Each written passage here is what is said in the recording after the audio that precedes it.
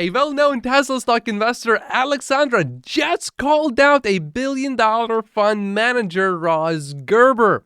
It just occurred to me today, listening to your monthly shareholder YouTube video, Ross, is your run for Tesla's board of directors also politically motivated?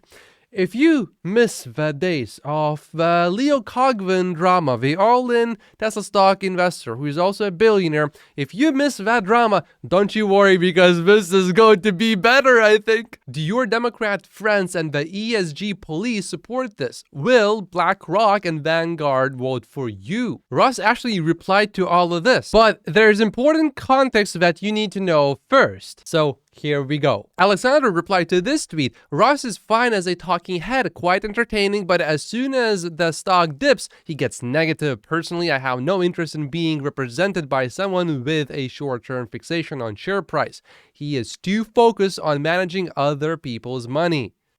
Yes, agree on all this, but today, when I listened to his video, I sense maybe wrong more. And that scares me. ESG is a real issue and unites so many, all politically motivated.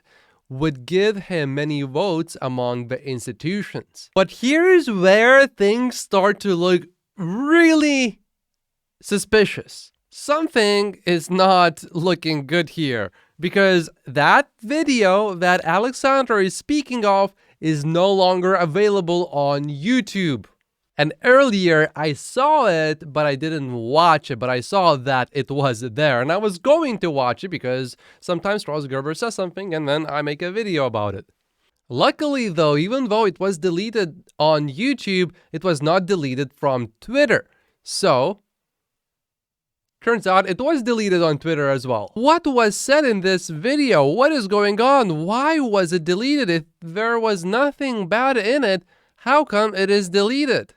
Alexandra has some deep insight into what is going on, and I fully agree with her deep insight. Something smells fishy here. Alexandra replied to this tweet as well. So why are you going after Ross and his effort here? Are you happy with what's been happening the last few months? I'm not. I would like a present CEO and one that isn't hurting the brand, deflating the team, not selling stock in a more prudent way that doesn't hurt investors, etc.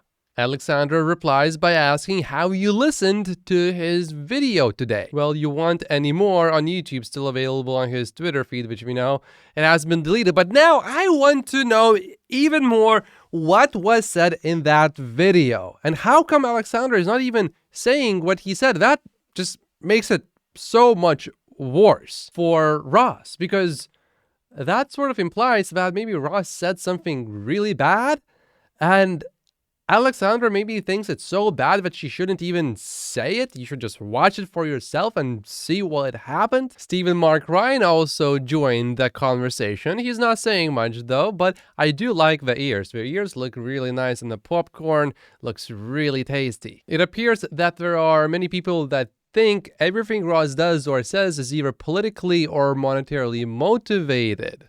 Alexandra replies with a concerned emoji. So here's what Ross Gerber is saying. I have made it very clear. Does anyone on Twitter ever look at any other news about Tesla? Very few people actually use Twitter in real life. The vast majority read and watch the news. Just take one look at the news on Tesla this week. It's horrendous and they do nothing about it. There's an element of truth in what Ross just said. Most of the people that I know don't use Twitter, although almost every single one of them watches something that covers Twitter in some sort of way by saying, oh, Elon tweeted this person said that on Twitter. But I don't think that was what Alexandra was asking. That's not my question, Ross, says Alexandra. Are you now seeking the support of institutional investors? That sounds like a big question that I would not have expected to be asked. Because Ross always said he wants to represent the retail investors, not institutional investors. So That seems a little bit different from perhaps what we, not perhaps, certainly actually different from what we have heard from Ross so far. And given yesterday's video, are there political influences now? Again, that's a question that I did not really see coming in this case. I mean, if you asked me just a few days ago, do you think there are, political things here involved?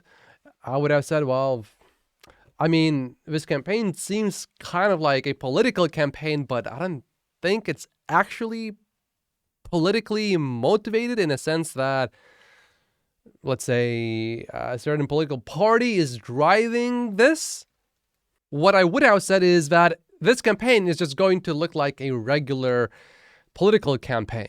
And when things get political, nuances are often thrown out of the window and everything is just oversimplified because that gets more votes. When you make the issue overly simple, that's how you start to convince people, hey, look, it is as simple as this. You just need to do this one simple thing and everything is going to be fine.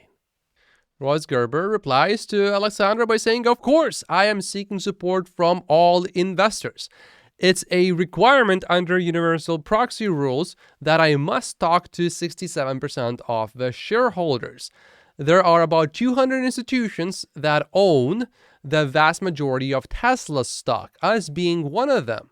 By the way, I'm an independent voter. I think what Alexandra is trying to ask here, are you mostly trying to seek support from retail Tesla stock investors or mostly from institutions, or are you trying to have both at the same time? What's your strategy here, basically? Alexandra replies, how did we move from Tesla needs a retail representative to the vast majority of institutions? This has me really concerned. Some of the big institutions have a very different politically motivated ESG agenda. Nothing good will come out of this. With which I would disagree because people will be entertained watching all of this drama. Other than that, yeah, I do agree that I don't really see a positive outcome from this. You need votes to win an election. My firm represents thousands of retail investors. I have no idea about how institutional investors will vote, but all shareholders get to vote, and I'm required to contact them all. Here's a comment. I'm a fan of Ross. I'm just going to reiterate, this is not good timing. Shareholders just saw a huge gain with the current team. It doesn't make sense to change leadership. If you had a different background, it might be feasible, but what can you bring that they don't have now? Ross also replied to this tweet. Ask Ross if he denounces ESG. LOL, bet he won't. You get, we were the first firm to say ESG was absurd. I never liked it, nor do I believe in it. This is absurd at this point. There are plenty of past interviews where I discuss how ridiculous it is. Like when they took Tesla, literally, which is supposed to be, the greenest companies, but it's not green enough to be in the ESG index. Right. Like when they took Tesla out of the ESG index. Look it up. So this specific comment I like from Ross. He did denounce ESG. So the question is, what exactly did Ross say in this shareholder YouTube video? What is going on here? Alexandra is saying that something turned these past days. He gets pushed by someone or got support from someone. Listen to the video while it's still on his feed, which sadly is not available anymore. The tone has changed. Alexandra replied to this tweet as well. I would not underestimate him. If he is running, he thinks he will get it. He knows retail is not going to vote for him. He is super smart. Yes, and some key phrases lately. Lots of lawyers, spoke to a lot of investors. I just hope Elon tells him directly and publicly that he is not wanted on the board.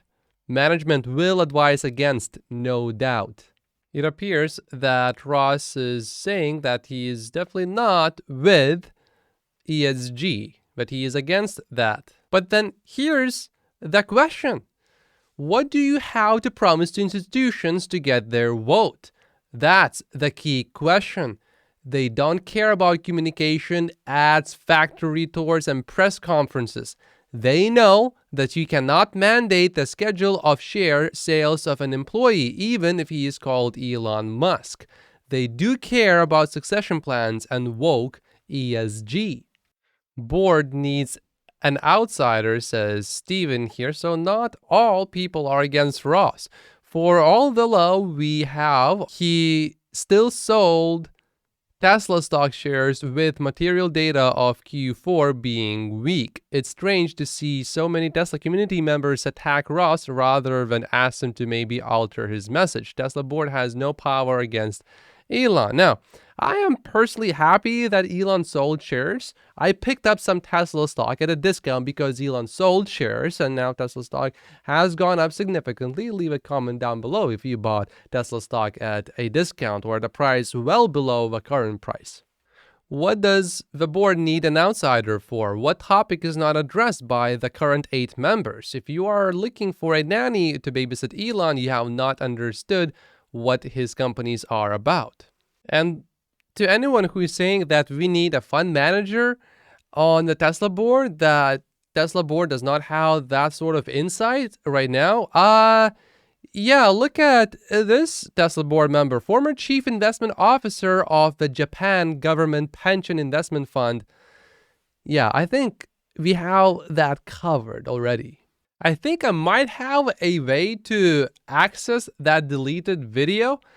If I am able to check it out, I will let you guys know exactly what happened there. Check the next video of mine and I'll give you guys an update. In the meantime, this is the Tesla stock buying opportunity explained by Elon Musk. My name is Matt Postius. Like and subscribe if you haven't yet, and I will see you in the next video. Thank you so much for watching.